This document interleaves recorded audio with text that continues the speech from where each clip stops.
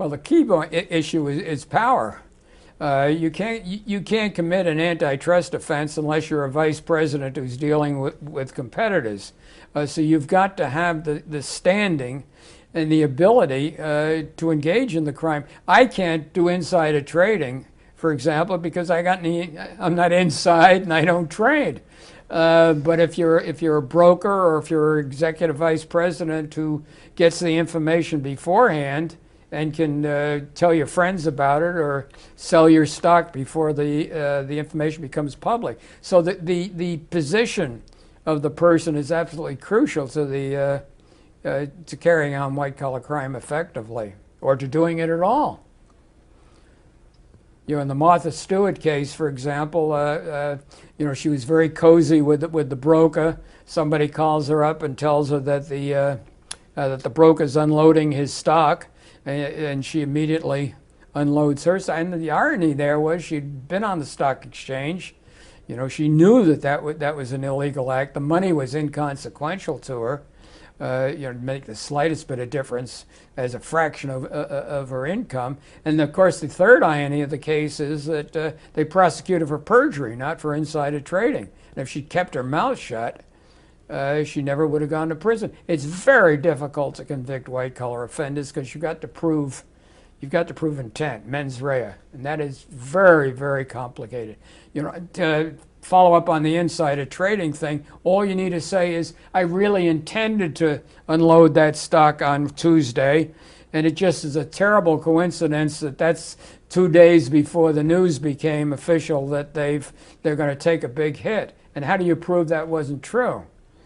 And of course, in Miss Stewart's case, she proved it through her own mouth. Well, there's clearly a sense of entitlement. The obnoxious and obscene salaries that are being paid now on Wall Street is a function of the fact that the guy at the next company is making $1 million more than you're making, and he's got a bigger yacht, and you've got and 2 more houses than you do. There's a very slightly vulgar saying by Francis Bacon, who was a 16th century philosopher. He says, the higher you climb, the more your ass shows. The entitlement issue is interesting. I think it's quite accurate as a perception. You can't take a $28 million bonus 5 years in a row without feeling that, and it's coming out of course, stockholder dividends or stockholder earnings, without somehow a feeling that you've either earned it or you're entitled to it. And the irony in the recent meltdown, of course, is your company has lost, $2 billion, and you're getting a $260,000 bonus. And then you ask the board of directors, how did that happen? They say, well, we've got to pay him that much in order to get the best and the brightest. But the question is how bright you need to be to lose $260 million or $2 billion. Even I can manage to do that probably. One of the ironies in white-collar crime is Company A is cheating like hell, and they show a profit, let's say, of about $280,000, $300,000 or $1 billion. Then Company B's board of directors says, how come, we're not making that kind of money? So the CEO of Company B finds himself in a very awkward position. A is cheating. His board of directors is coming down on him for not doing as well, and the incentive to cheat is quite intense.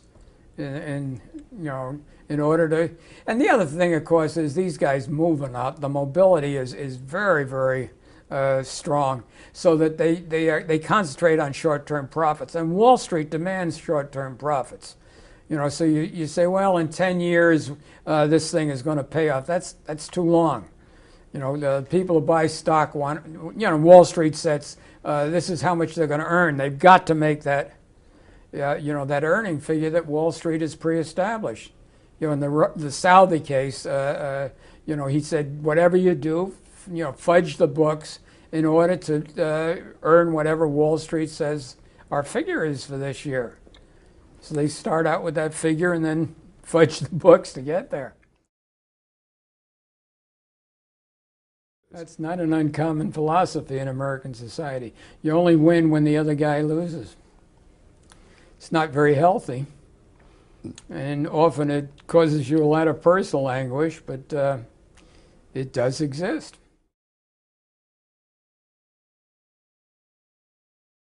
Well, no question about it. The culture doesn't ask where the money comes from. The culture asks, do you have it? And that's a devastating axiom within American society.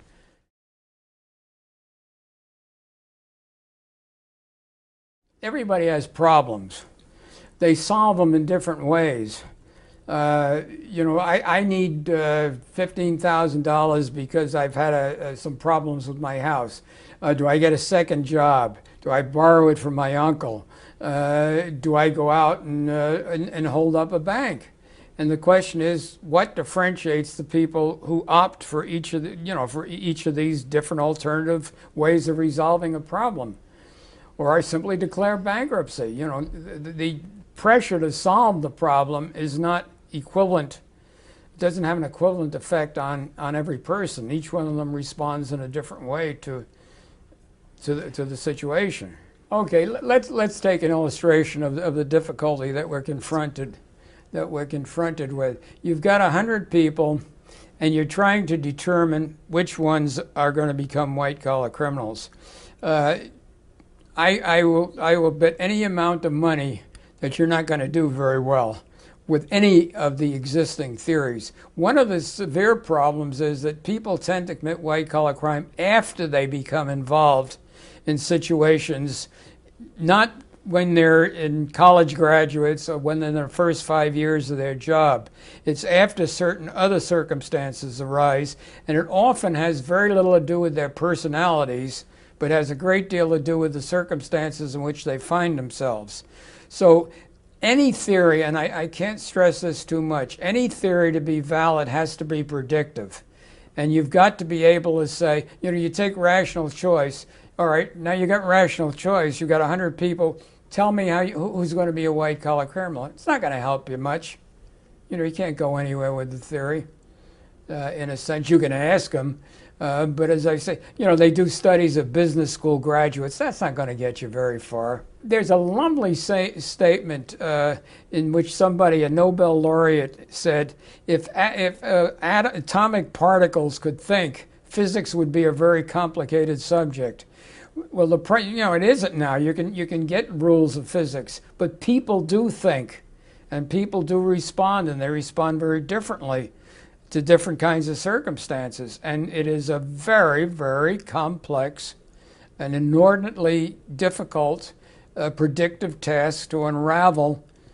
You can do it retroactively, but the trick is to do it forward-looking. Take those 100 people and tell me who's going to be take the 100 graduates from the MBA program. Who's going to be a white-collar criminal? I don't know anybody who's capable of even coming close to doing that. Which doesn't mean it's hopeless, but it means that a heck of a lot more very good work is going to have to be done before that scenario is going to be able to be pinned down, with some sort of exactitude. The best study is Marshall Clenard's study, in which he went down to Arizona and interviewed retired middle managers in corporations, and the setting allowed him to get fairly honest answers. Overwhelmingly, they said that the way the CEO and the upper management defined the culture of the corporation was absolutely essential to how they behave vis-a-vis the law and how the company behaved vis-a-vis the law. So essentially, and as I said earlier, CEOs have a tendency to move a lot, and they're interested in short-term results because they're going to be gone in the long term. And so that the culture becomes, it can be very crime-inducing. Now, the other problem that we've got is you've got these corporate codes of conduct, and it very much ties to the culture of the corporation, because in some corporations, they get these very elaborate codes of conduct. No one pays any attention to them. They think, they wink at it. They think it's just window dressing. The GE case is a very good example. It was an antitrust violation, and they went right in, and the vice presidents were all fixing prices, but one guy refused. He said, I signed that document. It was against my religion to sign it and engage in antitrust, and I wouldn't do it. They didn't fire him. They moved him to another position, but they kept him on. But what the way the CEO indicates that things are to be done really filters down through the ranks very, very thoroughly.